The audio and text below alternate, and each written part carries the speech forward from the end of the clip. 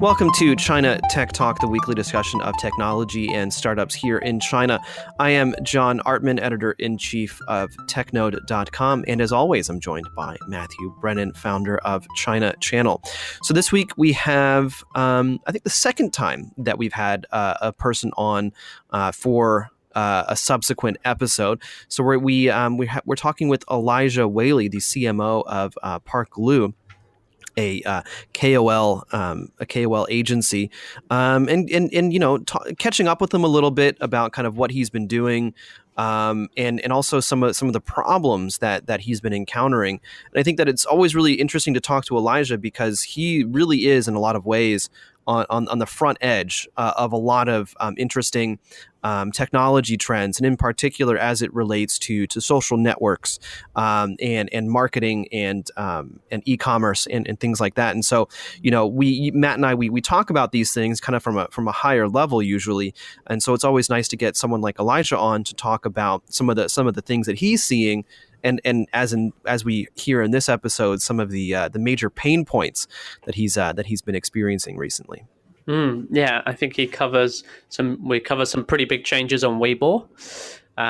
Something that's like you just said, John, at the front, he's dealing with these changes right now, and it's having a big effect on the business, and it's probably going to have a big effect on Weibo's financials when they start reporting it as well, and it's going to have a big effect on the sort of KOL economy. So everything's fluid, everything's in motion and moving fast in China. So yeah, we get down into some of that, some real details about Weibo, some numbers. We talk a bit about how much this stuff costs, which is always really interesting. And I think we also cover some sort of general trends in terms of like how upcoming different platforms. And if you where's this going in terms of direction now in China for KOL marketing, which is, as we've mentioned before, like it's at the forefront of marketing here, and it's a trend that is also gaining traction outside. So it's something that China's a looking glass into where the rest of the world will go in some ways.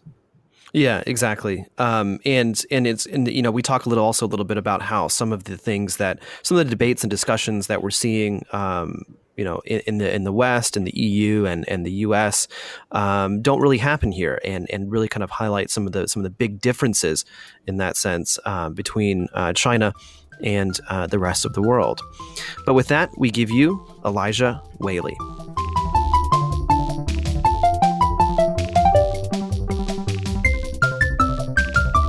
All right, so Elijah, thank you so much for taking the time to come on to China Tech Talk for a second round. Thanks so much for having me.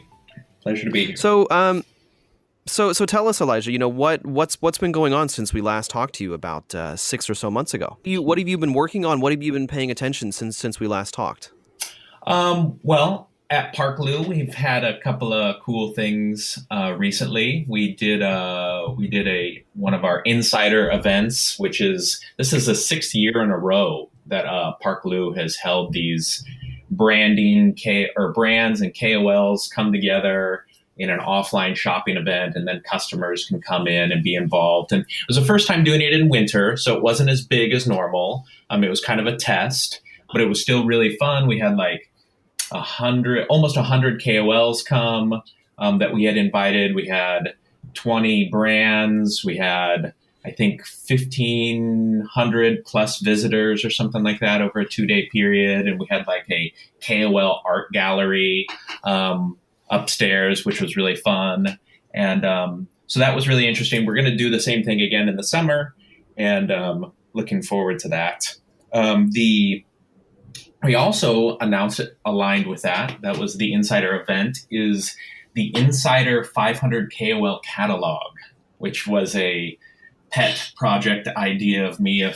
Actually, when I started with PARKLU, I kind of wanted to think about doing something print because I think it's an interesting time to do print in that it's so hard to gain awareness and get people's attention right now. And so I wanted to potentially do something different.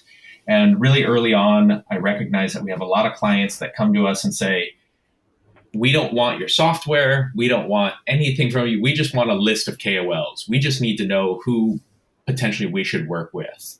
And, listening to that, and in response, we kind of came up with, hey, we should do a catalog, and we'll give you 500 KOLs, which on our platform has a fairly significant value as far as if you were just to pay us directly for that, and we'll just do that, do something very different, and have had pretty good response. And had a buddy recently that received it say that he spent his Saturday morning, he spent a whole hour reading it. And I was like, I don't know if there's anything I've ever created in the past that someone spent a whole hour engaged in. So kind of a proud moment. So yeah, you were saying, I mean, that it's an interesting time to do print, and you guys work in the digital space. So, I mean, and it feels like, print is kind of, dead in some ways. And so, I mean, like, what is it exactly that kind of like inspired you to do print? Was it something like to have something tangible, or is it something like that was clearly high quality? Yeah, there's a lot of different reasons for it. And even for me, the strategy actually goes pretty deep. But like in KOL marketing, one of the best ways to use a KOL right now is actually in offline events. And because you're able to attract people from the real world to a physical location, you're able to create an experience that people are able to engage with in their real world and then share. And it's part of experiential marketing. And I think that if I wasn't in KOL marketing, I'd be in experiential marketing. And what I mean by that is, what can you do to modify product and packaging and offline events that people who engage with them want to share them online? And that's really, really the goal, I think, of modern day experiential marketing is, what can you do that's different and fascinating that someone will want to then share online with their friends, and really utilizing everyone as an influencer kind of model. And so I think the magazine or the catalog has that very interesting kind of offline approach to motivating people to talk about and appreciate the brand, that, hey, we're doing something very different. We're providing value first, which I think also is a model that KOLs use that works very well in the modern day of social media, is that you would give someone a gift essentially and build rapport with them based upon, providing entertainment or education or some sort of value through content. I think also like this whole trend of going offline is, we're seeing this more and more in China. The big guys are going off. This year the big thing is retail, right? It's yep. Going staffless stores and investing in traditional supermarket chains and things like this. It's taking, these tech companies are realizing that this sort of online world is mature and noisy and difficult to get any sort of big wins on it now. It's all about integrating that with more offline stuff in your real life. And definitely this trend is ahead of the rest of the world. We don't see so much of this outside China. I think it's really a big trend last year, and also it's going to be a huge trend this year as well. But also totally agree. But also for brands, I think one of the things that I was thinking, in the land where everything is online, having something offline is then something special. So kind of, what Matt was saying, that the online space is just so crowded these days, getting attention, getting engagement can actually is becoming more and more difficult online. Well, absolutely. And if the big guys have realized that the online world is saturated, and that, hey, Alibaba is not going to be able to push e-commerce beyond 10 and 15 or 20, 15 and 20% in most categories, then they know to capture a larger segment of the market, they have to just go offline, because that's what the buying behavior is going to be. And as a digital marketer, I know that for the last 8 months of working at PARKLU, that I've kind of maxed out myself in some areas. And I also know how much I'm paying for each one of those, marketing qualified lead and sales qualified lead.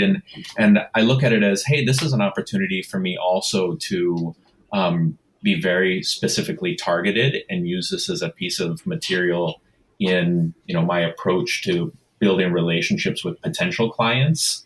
That, hey, I just targeting, even on going on LinkedIn and paying $7 a click or something like that, it's not going to impact and reach your potential clients the way that a very, a nice gift or an offline experience might be able to. Yeah, totally makes sense. So those are the big things that we've got going on as far as PARKLU goes.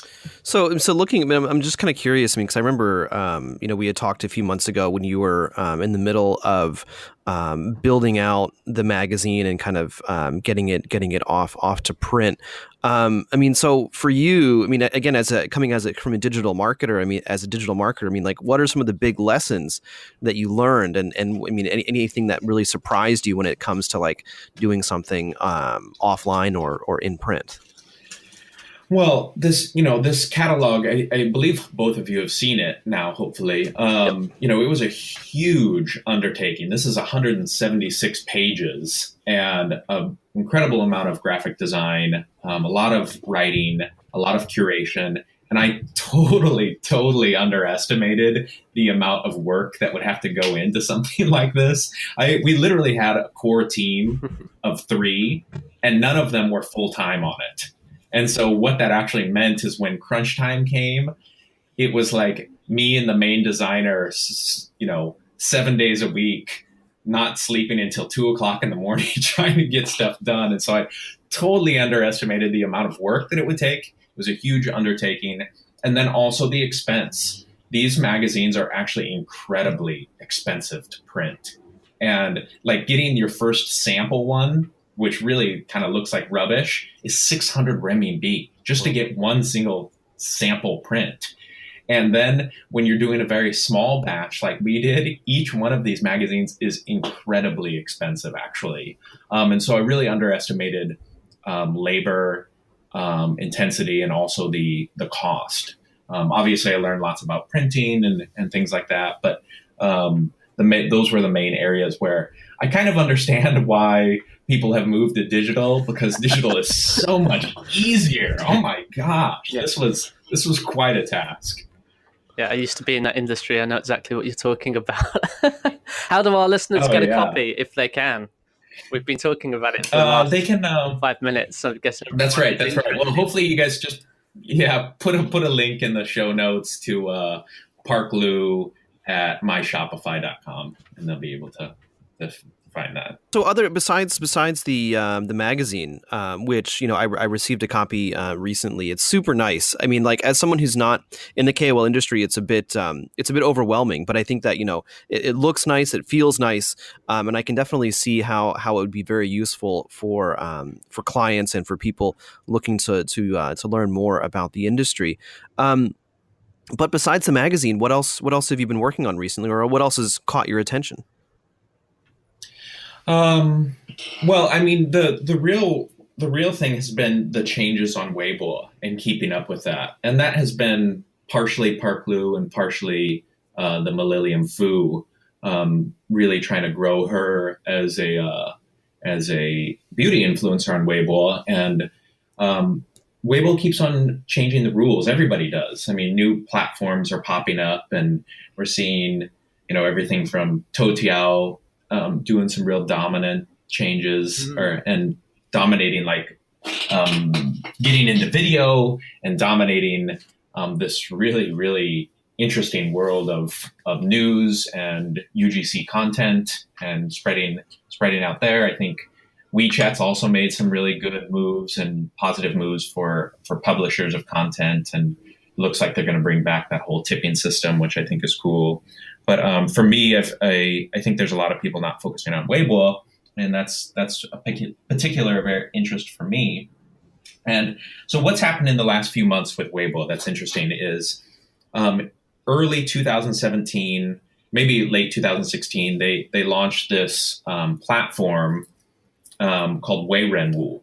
And Weibo was supposed to be a way of monetizing KOL branded content. And it didn't really make a big splash at first because essentially there was no reason for a brand or a KOL to run their campaign through this system. And so I didn't really understand it. Most people didn't understand it until the last part of 2017. They started blocking and pulling down KOL branded or natively advertised KOL posts, and they were just pulling them down. And so we had a client that had kind of a panic situation where they had collaborated with a very significant KOL, and they had paid a very significant amount of money, and they had launched this campaign.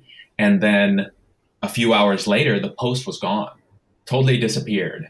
And so obviously everybody's freaking out and they're trying to figure out what's going on. And they contact Weibo, and Weibo's like, yeah, well, we took down your branded post because you didn't run it through our Weibo system that is you're supposed to pay for this. And so they were able to negotiate and they got it back up. Well, one of the mistakes they also made was they told Weibo how much they paid the KOL. Well, in the Weibo system, and this is where stuff gets really complicated and very expensive, is you are supposed to pay Weibo 100% of what you pay the KOL. Wow. So if you pay a KOL 100,000 renminbi, you have to pay Weibo 100,000 renminbi. So their campaign just became incredibly expensive to be able to post this thing. So when I learned about this, I was like, holy smokes, what is going on here? And I started doing research. And obviously for Millennium Fu, for Maggie, we needed to learn what's going on here. And we started realizing that, or we started to see also that the brands who came to us said, you need to run this through Weibo first, because everybody's starting to learn about the system. So essentially how it works is Weibo is an ad platform, and you have to log in, create an account, and you actually upload the creative to the platform, the post, all the content, the text, the pictures, whatever, to the platform for their approval. And what's really interesting, what I hate, one thing I hate about it, there's lots of things to hate. One thing I hate about it is the quality of the pictures, the actual size of the pictures that you can upload to the Weibo system is smaller than what you can upload to Weibo. So actually they're decreasing the quality of the content right out the gate, for the win. which to me is, totally insane. Totally insane. So you upload it into this system, and then you tell them how much you're paying the KOL for this post, and then they charge you 100% fee on that. Well, and actually how I guess it ends up working is you pay them the whole price. So you say I'm paying the KOL 25, that's their rate. The KOLs put their rate into the system. KOL says, my rate is 5,000 renminbi for a post. And they say, okay, if you want to post with this KOL, then it's going to cost you 10,000 renminbi, and we'll pay the KOL the 5,000 renminbi. And we'll do the post. And because you put the content onto the system, we'll post it onto their Weibo account. They have total access to the KOL's Weibo account and do the posting also. And so Weibo, because of doing this, potentially has doubled the cost per impression, the CPM of every single KOL branded content post. Okay, but now, wouldn't you just, as a brand, say, okay, wouldn't you just talk behind the scenes and say, oh, my rates are like $5, and that should correct. How do they get around that? Correct. So the way that they're kind of getting around it now is that yes, because Weibo is trying in some ways to be a PARKLU-ish type agency. So KOLs sign up on there and they actually put their rates into there. And then a brand can come in and say, hey, I want to post this piece of content with these KOLs. And potentially those KOLs, if they accept the campaign, that's all they're going to get paid is what they put their rate on Wei Ren Wu at. Does that make sense? So it's not as it could have been in the past on a per project basis. It's whatever you say you want to get paid is, and then brands have a range of choice depending on their vertical and depending on their budget. Correct. So where it actually gets very interesting though is and confusing. Hopefully we don't lose each other here. Is that what actually ends up happening is KOLs are bringing all of this business to Wei Ren Wu. Wei Ren Wu is not bringing a bunch of business to KOLs. Yes. KOLs are having to bring their posts, their collaborations with these brands to Wei Ren Wu and pay this outrageous fee to be able to post. And so if a KOL says, okay, I will work with you, but we have to process through Wei Ren Wu, I have set my price on Wei Ren Wu at whatever, 5,000 renminbi a post. So you have to pay 10,000 over here in this system. And then in the back end, you need to pay me another 10,000 renminbi. So my total price is 15,000, but this is how we get around here. But the problem is if you ever want to accept a job from Wei Ren Wu direct, then you're locked into this 5,000 renminbi price structure that you put up. And you don't have any direct communication with the brand to be able to make more money on the back end. So Elijah, so I just wanted to before we get too far on this, I just wanted to take a few steps back because basically what Weibo is doing with this new platform is solving what has been a big problem for them, which is controlling how other people are monetizing their platform. Correct. So absolutely. So you look at, because I was talking with Jeremy Webb from Ogilvy a long time ago, and he was kind of breaking it down for me, and we're going to try to get him on the podcast at some point. So basically, like you look at Weibo, and their biggest problem in terms of monetization for a long time was that they could not control how other people were monetizing on top of them. And so you had all these third-party agencies, that ad agencies, KOL agencies, and so on, that would coordinate campaigns and make money that way. Whereas with like live streaming, they've learned from that lesson, and so all their live streaming products, it all goes through Weibo to a certain degree. And a lot of other live streaming companies are doing the same. And so it looks like with this Wei Ren Wu, which is a bit of a tongue twister, it is that what they're trying to do is they're trying to solve that perennial problem that they've had. Although, I mean, but I have to wonder, why now? Like why is it that they feel like now they can do it? Why didn't they do it, 5 years ago? Well, correct. I mean, and it's the same reason why they block, the reason why you can post a Taobao or Tmall link in Weibo is because Weibo gets a kickback for any purchases that are made through the platform from from Taobao and Tmall. They don't get that kickback from independent e-commerce platforms or JD or some of the other big guys that they don't have an agreement with there. That's one of the reasons why I've talked about this. Lots of people still don't believe me that if you put in a post with a link essentially going anywhere outside of the Alibaba or Weibo ecosystem, your ranking or your weight for that post will be reduced and the visibility will be reduced or sometimes even blocked completely. And people say that Facebook's algorithms are bad. Yeah. Well, I mean, welcome to China. I don't know what to say.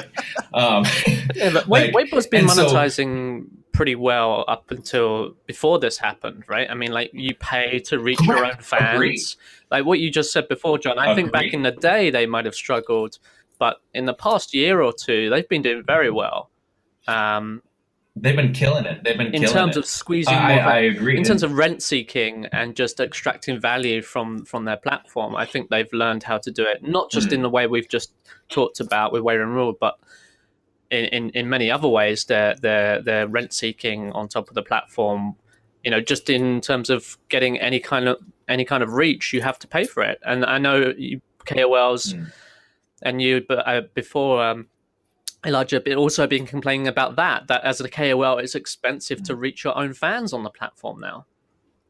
Yes, correct. And so, but John is right. They are, whether they're making money in other ways, which, from their stock reports, they are, or from their annual reports.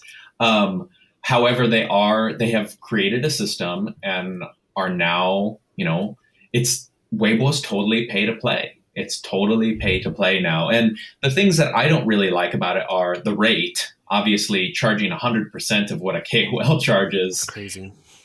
Is crazy. On top of it, kind of forces people to try and game the system. I think Chinese can be particularly good sometimes at gaming systems, but this is one where it's just like, it just seems totally unfair. And then when you have problems with like, hey, there's a decreased quality in images and this little funny stuff. And also it's even now for Maggie, it takes her like 2 to 3 hours to set this thing up and to do it. So just the Wei Ren Wu system is actually quite complicated and going through the approval, and you could not create a post and put it on Wei Ren Wu after 6 p.m. and get it posted that evening because everybody's gone to work or everybody's gone home. Oh my god! And so you have to, and so there's like that kind of stuff that KOLs have to start thinking about, and brands have to start thinking about, that there's an added layer of complexity there now, which is, I think, unfortunate. I know a lot of people really like bag on Weibo and think that everybody's going to leave it because of these types of things and some of the algorithm problems they have. But the reality is there's no other platform that's as content rich and open and, to be honest, fun and interesting as Weibo. What about Toutiao? As far as social media? Yeah. Yeah, Toutiao Toutiao's is a awesome, super algorithm focused video platform with lots of great UGC content. However, it still lacks the richness of Weibo, I believe, as far as when it comes to integrating the live streaming and payments and e-commerce and some of the other functions like Weibo stories and things. Right. So I guess that really is the big question, and I think Matt's kind of referring to it is are they shooting themselves in the foot, and is there the possibility that they are decreasing their moat somehow, or that someone could come, or that KOLs might take their business elsewhere? Because it seems like all these things that you've mentioned, on the one hand, yes, of course, as you said, it's a very unique place, and it might be hard to find a replacement. But if it's this painful, I mean, people are going to be looking elsewhere. Absolutely. As well, and that's why one of the interesting questions and something we might address, and good segue, is anybody who wants to become a KOL or wants to start building that, the two places I tell them not to start are WeChat and Weibo. They're WeChat because it's too difficult and it's too crowded, and the mechanisms for getting people into your content are too difficult. And Weibo because it's too freaking expensive. I mean, I am embarrassed to tell you guys how much money I've spent building up Millennium Foods account, and like how much monthly we have to spend to maintain that account. It's insane. I mean, it is laughably insane. All right, well, so give us a ratio. Don't recommend anyone. Let's put some numbers on this in a sort of abstract way. Let's say you have 1 million fans on Weibo. What would a typical KOL be paying Weibo monthly to maintain a healthy following of that size? If you're not doing this whole Wei Ren Wu thing, how much are you paying just to reach your audience in a sort of reasonable way? I know that could mean different. How much are you paying? Typically?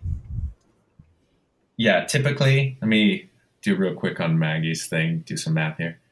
Typically, you're going to be spending upwards of 2,000 to 3,000 USD a month. Wow. Yeah. 2 to 3,000 USD for a million follower KOL account sounds about right. And because I reference that because we're at like over 500,000, so it just have to kind of double.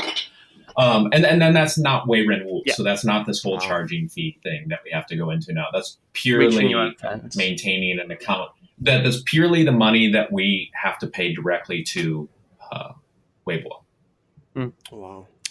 So just looking at the cost structure for the Weiren Wu for a second. But at the end of the day, it's the brand or it's the person or the client hiring the KOL that has to pay that fee. It's not the KOL themselves. Correct.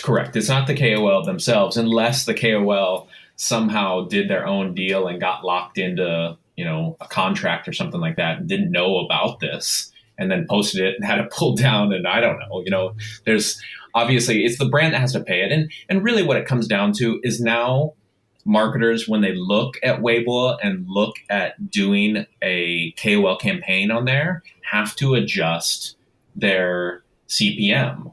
And they need to look at this thing because one of the here's the other thing. Here's the last thing that I was going to say about the Weiren Wu. So once you process through Weiren Wu, there's nothing algorithmically changes on the KOL's account. You still are limited to the same reach. You still have to pay for promotion to get outside of that 10% reach. Now I had a Weiren Wu person literally just last night say to someone that that's not true, but I've been using the software and the program for 3 months now with I think we've done a couple dozen campaigns at least. And I know that there is no amplification. There is no benefit to running a campaign through Weiren Wu except for that it won't be blocked. Right.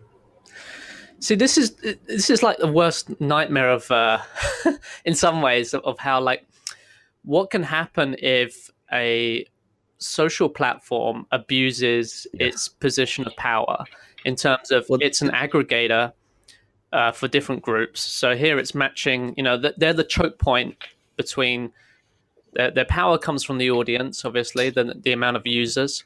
I know for Weibo, they pay an incredible amount of money to all of the big handset providers so that Weibo is installed as default on nearly all Android devices in China. And actually, I've had Android devices where you couldn't even delete it. It was that bad. So they're paying for acquisition, and they've reached a certain scale as well, where it's people for KOLs. The platform is established, and it's like usually when KOLs in China mention their following and want to promote themselves, their Weibo following is the first thing out their mouths, right? So it's kind of a standard.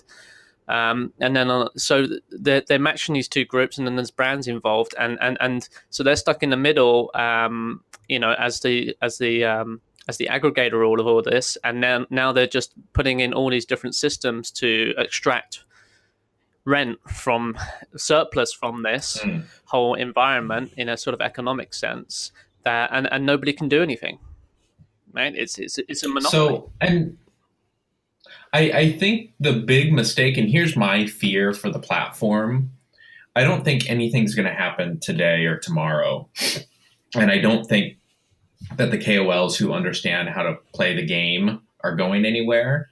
But just like I previously said, that I don't recommend any new content creators focus on Weibo. And so what's going to happen to Weibo is they're not going to get the youngest, hottest, coolest talent coming in and using the platform. And so they're not going to attract those users in the future.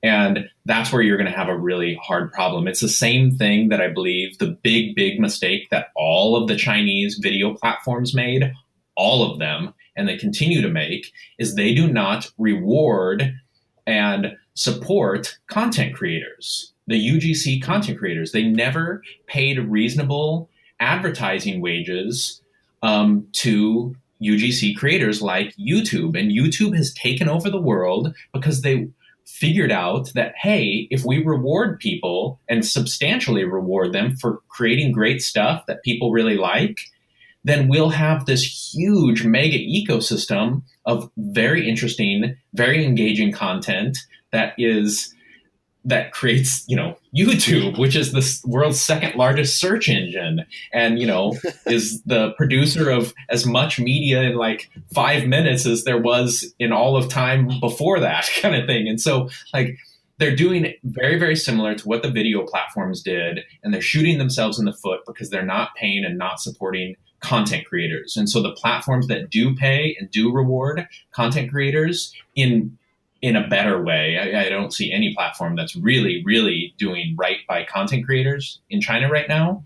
But the ones that do, well, of course, they'll attract the content creators, and the content creators will attract the audience. And so short term, yeah, you can install your app on everybody's phone, and you can use these different types of strategies to create buzz around your brand and your platform. But in the long term, if there's not interesting stuff being created by really interesting people, then you're going to lose audience, of course. So I want to make a quick point and then ask a question about what you just said. So circling back a little bit to talking about rankings and links and things like that. Just looking at the Chinese internet and how ecosystem focused it has become, and so I think this is an important point for people listening. Outside of China, who maybe don't have much direct experience with using some of these platforms and ecosystems. I mean, so the Alibaba ecosystem, including Weibo, Elijah, as you were saying before, if you include a link to JD, include a link to like a WeChat page or something like that, your ranking is going to decrease significantly. And the same is true on WeChat. If you post a link from Taobao through WeChat, someone clicks through, they're going to get a warning message. And it's one of those things where actually what you have to do is just copy paste the link and then open your browser, in order to actually view that web page. And so it's not just Alibaba, it's also Tencent, and these are the two biggest players. And when we talk about, I think Matt and I we've talked about net neutrality and these types of issues. This type of stuff does not exist in China. And these types of debates about fair algorithms, about even the idea of monopoly, right? I mean, Matt, you mentioned that what Weibo is doing is creating this monopoly. This is a discussion it's a really big discussion that's happening right now about Google, about Facebook, and their impact on society. But this is not a discussion that's happening in China, and so I think that it's one of those things that I just want to point that out and emphasize to people just how different things are here. And so on the one hand, of course, the reason that we have this podcast is to explain to people what's happening here, but then also highlight some of the really cool things that are happening. But I think on the flip side of that, also to highlight some of the things that to put it lightly, go against traditional Western values. So I just wanted to emphasize that. But I guess does that now as well. They recently started blocking all links out to other platforms. Oh, have they really? That was just a few days ago. Well, and you know what though, and I really want you guys and I want viewers or listeners to also be aware too of that. In all of my statements that I'm making here, I'm incredibly impressed and with what China has done. And even though they don't have this, the Western sense of net neutrality and stuff, look at the advancements, look at what they've created. They are absolutely leaders in social and some of the online content technologies and payments and things like that. So, I just was back in the States the first time in 4 years and had to have several conversations with people that skewed a little bit, farther from nice conversations, I guess, sometimes talking about China, because I don't sympathize with China. I understand it much better now. Right. And I also understand that, hey, this is how the system is. And for them, it also works really well. Yeah. Up to a certain point, at least, and this is always the thing about development and growth, is that if it works, and no one really questions it until it stops working, right? Correct. So the question that I wanted to ask is you were talking about user generated content and the fact that Chinese companies haven't done a good job of rewarding that. I mean, so why do you think that is? Is it because the marketplace for UGC is high enough, or the competitiveness is strong enough that they think that, because there's so many people clamoring to do this type of thing, that they don't need to pay each individual that much money? I don't know exactly. I still don't understand why they don't reward the content creator. To be honest, it seems like such a logical strategy to me for any content platform that wants to have really, really great stuff. It seems so logical for me that you would do that. I mean, it's a self-controlling system that's voted on by the people, by the watchers, and I really don't understand, to be honest. I do understand that, hey, the reason that the video platforms have curated homepages is because every single one of those curated items on there is essentially paid for, and that's how they make money. I understand that, Weibo has this weighting system where they're adding and subtracting the value of a single post based upon how much it was paid, or what the content is, or what are some of the structures, base structures to the post itself. However, one of the interesting things that maybe a lot of people don't realize too is that as print and some other forms of media have been reducing in their impact, or even dying to some degree, those experts, those video producers, those writers, those photographers have moved into digital media and creating stuff on places like Weibo or Toutiao or WeChat. And also with them, money and investment has followed that. There is a lot of money in this whole UGC, KOL created content stuff, and not just on the platform side, but on the actual creator side, and businesses that support creators, whether they be incubators or just investment in a company or agencies. There is a lot of money going into supporting creators, definitely. And there's a lot of very powerful, very, very creative people in the field. And it's also one of the reasons why one of my predictions for 2018 and beyond is that KOL content is actually going to become very, very high quality.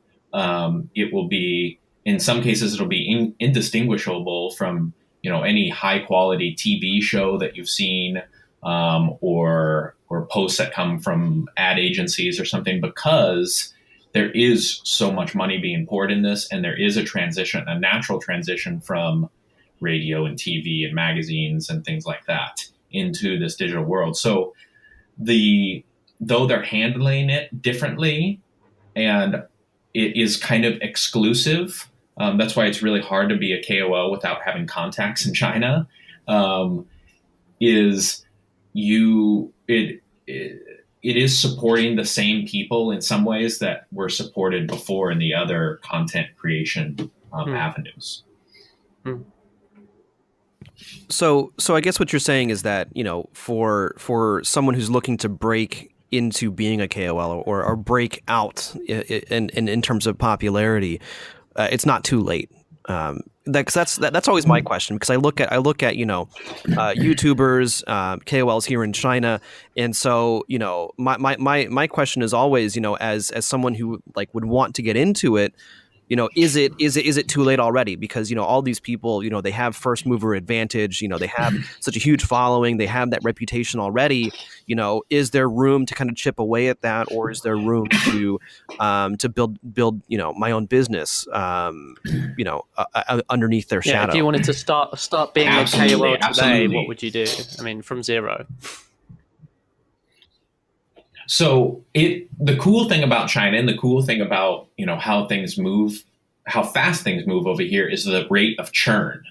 And so we're having platforms rising and falling, and accounts rising and falling all of the time. And sometimes, even like this summer would have been a great time to start doing some new fashion blogs or some new kind of gossip blogs, because the government came in and wiped out some very significant fashion and celebrity gossip and global news kind of webs or accounts because of the new cybersecurity laws. So there's also some timing too that could be even like aligned with crackdowns and such.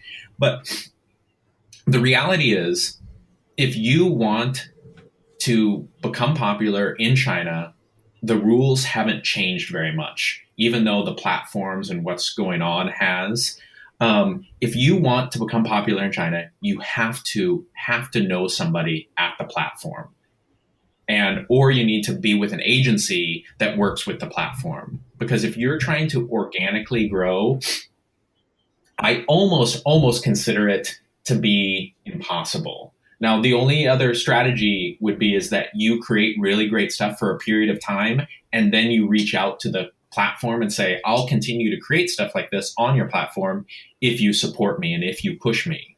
Because the algorithms of most of the platforms are so manually controlled or broken, you have to play the game. And part of the game is working with the platforms. And so, like right now, I think one of the greatest platforms to probably be on for a young content creator is Douyin. And Douyin is a Toutiao play or purchase, or TikTok, yeah. TikTok outside of China, and I guess they're making some really good pushes into Southeast Asia, and then Douyin inside of China, and then I think Musically, that they also bought Musically, but that's going to stay Musically in North America, South America, and Europe and such. But they're not going to push Musically here in Asia. But I would figure out what my very unique position is for Douyin, and I would create videos, and I wouldn't submit them to the platform. I would find contacts at Douyin and make friends there and show up at their door and show them what you're making and become one of their promoted KOLs. Because right now they have a very short list of like 250 KOLs that they actually pay and they manage. And those are the ones that get brand sponsorships and deals. And so you want to work with the platforms. If you're not working with the platform, it's going to be incredibly difficult. And you can work with the platform if you're willing to put in the blood, sweat, and tears and essentially not be paid by the platform, just being integrated into their content rotation, essentially. So you were saying before that that you wouldn't recommend Weibo to people who are just starting out. So you said that maybe the rules haven't changed, but so the strategy in general hasn't changed, but the tactics might have changed. So what would be your best advice to someone who is looking? I mean, obviously, know someone at the platform, but then which platforms? And is there like certain types of content that do better than others? Content is going to be platform specific. So it just depends on what platform you're going after. If I was young and starting out right now, I would go with Douyin. If I was trying to go after a very young audience and I was willing to, and I was interested in making videos that are only 5 to, I think those things are max 10 or 15 seconds. But there was a lot of Vine superstars out there. When Vine was popular, that thing was running pretty well. Twitter did a good job of driving it into the ground. But I don't think, of course they did. That Toutiao won't do that. Yeah, of course they did. They just have a black touch. But I think this Toutiao e-commerce or this Toutiao ecosystem seems to be really healthy and really different. And it seems like they're playing the game a little different as far as their own algorithms and the acquisitions that they're kind of making and moves. Like, it's a really interesting place to be. I would be there. I would also look, if I wanted to produce longer form video, I would look at platforms like Bilibili. I think is really interesting. I really like them. I hope that they're not taken down someday. That's my fear, is that I know internally they have some problems with founders, and I think that they could have like go the way of like AC Fun. Right. Like there's some problems potentially with government and things like that. But Bilibili good. Maypie is still a really healthy place. You can do really well organically, potentially by just using proper tags and doing a combination of live streaming, short sub 5 minute video. And even now they have their own like Douyin type music feature thing that they're pushing really hard. Actually, Maggie just did an ad for that just a couple weeks ago on Weibo for the new Musical.ly feature. So those are some of the spaces I would be in. I would do your research, but to be honest, how I would execute growing is wherever my friends work. If I have friends that work with Douyin, then I would go with Douyin. If I have friends that work at Maypie, I would go with Maypie, because really in the end, your inside contacts and the people that can push you to the homepage is going to be the most important part. I mean, it is so difficult to make it organically, and not impossible. It's just so much more difficult than without having an insider. I mean, again, just kind of reinforcing some of the things that I said earlier about the major differences. And I think, like that comment that you said about, how the algorithms are kind of manual, I think is interesting and idiosyncratic, perhaps, for China. But also one of the things that I'm super curious about is, you guys are starting to do these events. I remember that you had this great panel at the China Chat conference late last year in Shanghai. So I'm curious, for you, like, what's it like working with KOLs? What's it like working?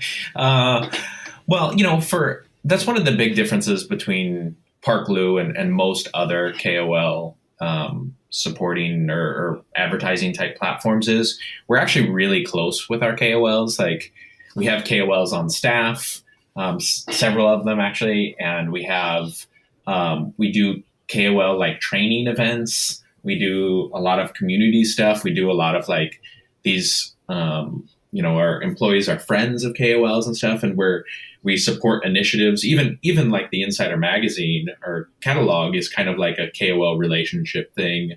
We're looking at doing some really interesting stuff with potentially chatbots and KOLs this year, and so we really try and support the KOL community.